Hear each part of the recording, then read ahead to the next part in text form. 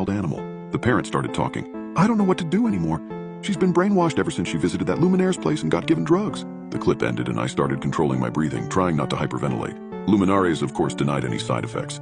They say they drug took away Melody's condition, and of course they have enough paperwork and lawyers to make it all perfectly legal. I knew I had to work out what was going on in there somehow, but they would never permit a police sweep without any evidence. So my only other choice? Go in there pretending to be a patient.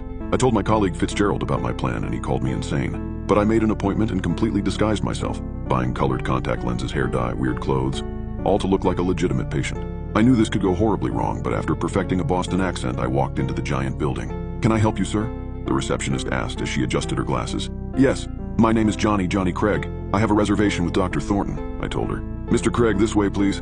The receptionist said a few moments later, using her employee badge to guide me to another room. Hello, Johnny, I'm Dr. Nina Thornton. I understand that you are interested in our new program, she asked as she began to check my vitals. How long have you had your symptoms? She asked casually. I gave her a generic answer and produced generic results. I had read enough of their testimonials on the website to know the right things to say.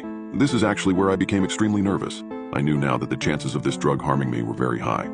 It was meant to cause me harm so they could siphon money. I started to think of ways to get out of it and take the evidence I had back to Wayne. So when the nurse came in with my IV to give me the drugs, I lied and said I thought I might have an allergy. She frowned and told me she would page the doctor. I figured maybe if I just signed a waiver saying I was no longer interested, I could get off the hook easily. That didn't happen. Instead, Dr. Thornton came into the room looking concerned and holding a syringe with a needle about the size of my thumb. Mr. Craig, I'm afraid there has been some sort of misunderstanding. My nurse claims that you're worried about an allergic reaction. I just wanted to assure you that Luminares uses the best products on the market and there is little risk to you. Have you heard otherwise?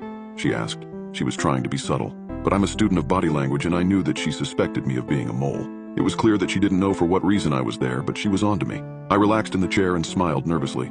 No, Doc, I guess it's just I wish I could meet some of the other patients you've had. Here's some success stories. Nina nodded absently and gestured for two nurses to approach my chair. Before I knew it, they were strapping my legs and arms down. Hey, what's the big deal? For all I knew, they had been monitoring the case and were now simply going to clean up loose ends. She plunged the needle in. I tensed up and I felt my body begin to jerk. Listen to me, I'm refusing treatment. If you do this now, I'll sue, I stammered. The older woman paused at the door, giving me a look that was as cold as ice. Well, it's a good thing that you have a good lawyer, Mr. Ross, Nina said as she gave me one final look and left the room. There was no denying it now. They were trying to unalive me. Slowly, the medicine began to drip and slide into my bloodstream. I hate to even describe the experience of what their drug did to me. I truthfully at the time had no clue what the dosage was or what the intent was meant to be, but I felt like I needed to vomit or urinate all at once. I was in and out of consciousness at least 7 times that I can rightly remember. All I knew for sure is that I was convinced I was going to die here, and that no one would ever even guess why.